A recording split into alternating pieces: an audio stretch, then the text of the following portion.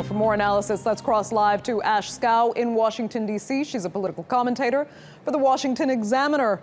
Ashe, thanks for joining us. Bernie Sanders has promised a fight until the end. But to what end, when so many experts have said now it's numerically impossible for him to actually beat Hillary Clinton at this point?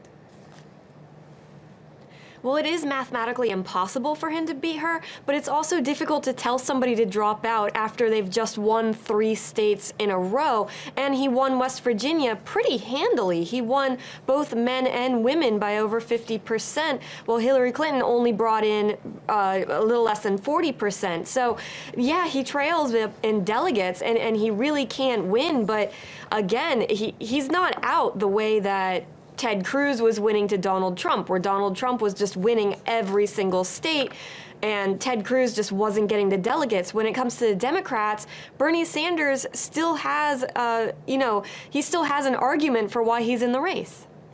Now, as for Trump, we've been hearing some overtures from Speaker Paul Ryan as to whether he's going to actually endorse Trump. Where do you think that's going?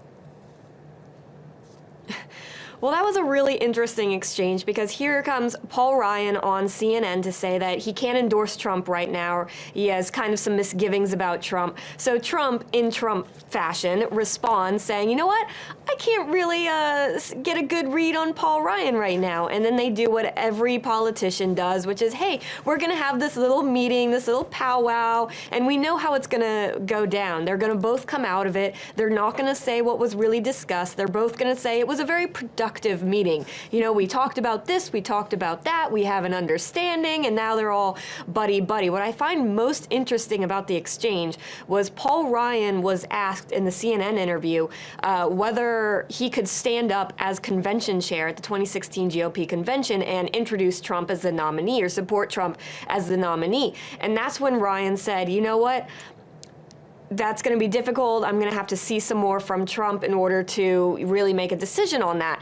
And then he came out the next day and said, you know what? If Donald Trump doesn't want me to be the convention chair, I'll step down, which to me signaled Paul Ryan kind of begging Trump to ask him to step down so he wouldn't have to be put in that position. But Trump we want to look at Trump at the things he says and thinks that, oh, he's dumb or he's crude or he's this or that, but he is really shrewd. And I think that Trump picked up on what Ryan was asking, because Trump comes out with his own statement saying, no, I would love for you to be the convention chair. That would just be wonderful. And then really just kind of, hobbled Ryan for trying to get him out. Politics. Ashe, finally, it's really been so much part of Trump's campaign, though, to be that outsider and to tell the party establishment that he doesn't care what they do, he doesn't care what they think. So does it really make sense for him to try and unite the Republican Party the way people are actually expecting him to do?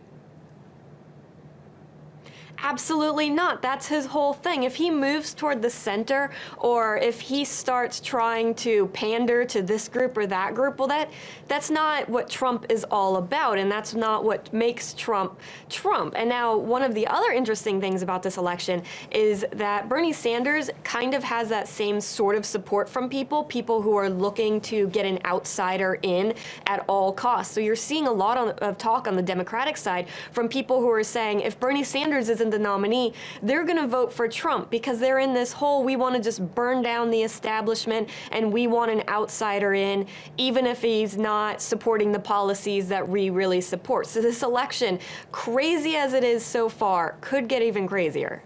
Okay, Ashe Schow, Washington Examiner, thank you so much for joining us live from Washington, D.C.